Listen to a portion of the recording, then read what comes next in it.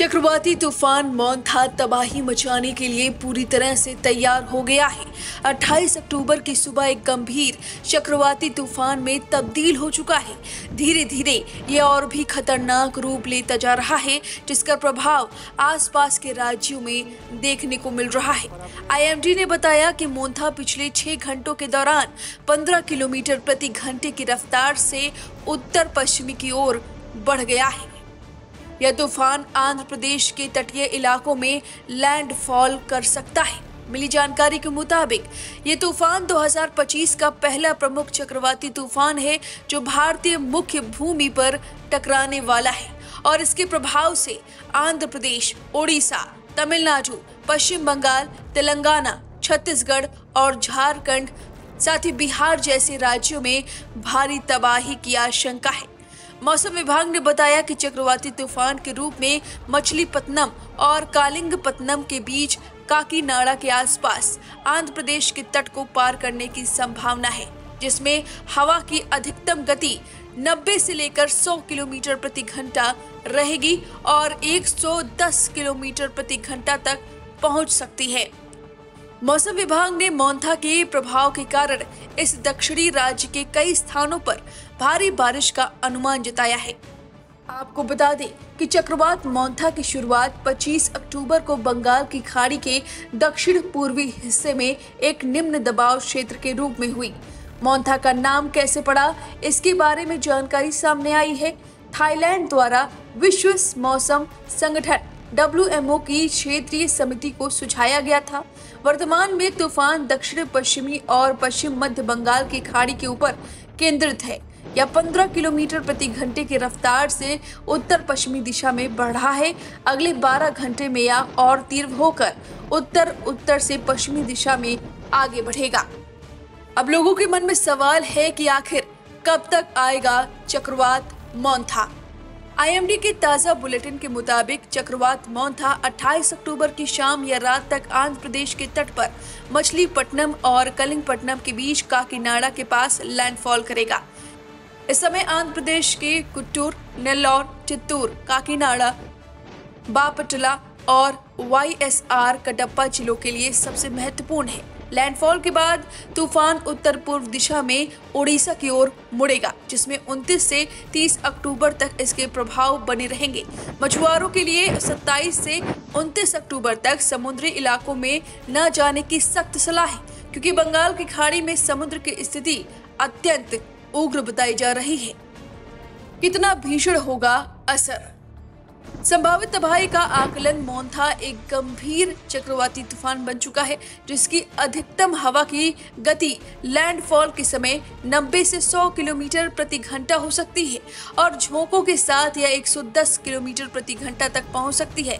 यह तीव्रता भयंकर चक्रवाती तूफान की श्रेणी में आती है, जो पेड़ों को उखाड़ सकती है, बिजली पानी की आपूर्ति बाधित कर सकती है और निचले इलाकों में बाढ़ ला सकती है। आईएमडी ने रेड अलर्ट जारी किया है, जिसमें आंध्र प्रदेश और ओडिशा के तटीय जिलों में बहुत भारी बारिश यानी कि 20 सेमी तक का पूर्वानुमान है। वहीं आईएमडी ने 31 अक्टूबर तक झारखंड में भारी बारिश की चेतावनी दी है और भारत मौसम विभाग ने मंगलवार को बंगाल की खाड़ी में बने चक्रवात के प्रभाव के कारण 31 अक्टूबर तक झारखंड के कुछ हिस्सों में भारी से बहुत भारी वर्षा होने का अनुमान जताया है। अब जरा सुनिए आईजी ऑपरेशन के डायरेक्टर अनुपम राय ने क्या कुछ जानकारी दी है। भारतीय तटरक्षक ने साइक्लोन मोंथा को लेकर काफ़ी तैयारी की है। हमारी SOP के हिसाब से हमने प्रीएम्प्टिव मेजर्स लिए हैं।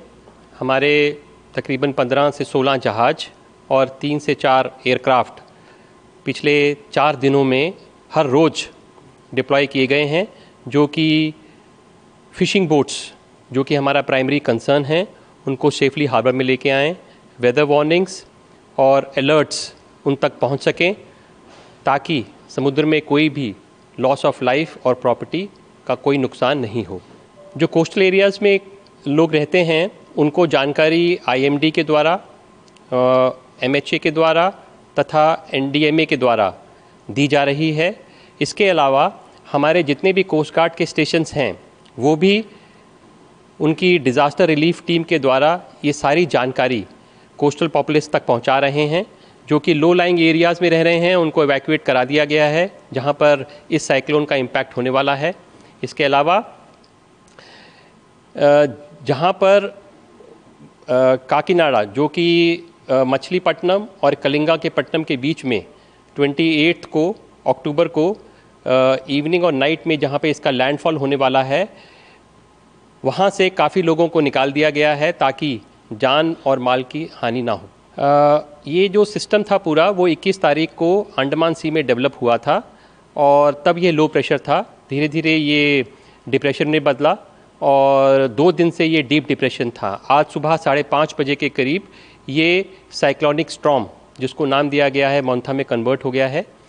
ये अभी नॉर्थ वेस्टर्ली डायरेक्शन में मूव कर रहा है जिसकी गति तकरीबन 15 किलोमीटर प्रति घंटा की स्पीड से है और इसके फर्दर इंटेंसीफाई होने की संभावना है, जो कि कल सुबह तक ये सीवियर साइक्लोनिक स्टॉर्म बन जाएगा और लैंडफॉल जो है ये काकीनाडा के समीप कहीं पर 28 की इवनिंग या नाइट में होने की संभावना है।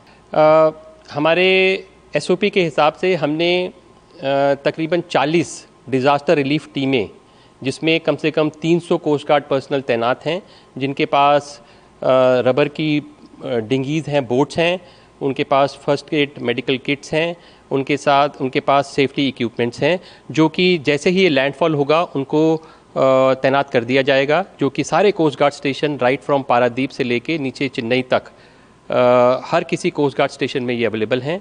इसके अलावा जितने भी जहाज़ हमारे हार्बर में स्टैंड बाय हैं, जैसे ही लैंडफॉल होगा ये जहाज़ इस एरिया में आएंगे और पूरा स्कैन करेंगे, जिसमें एयरक्राफ्ट भी रहेंगे और अगर कोई भी मर्चेंट वेसल या फिशिंग बोट डिस्ट्रेस में होगा तो उसको रिलीफ दिया जाएगा। Indian Coast Guard has made SOPs to deal with such kind of cyclonic storms.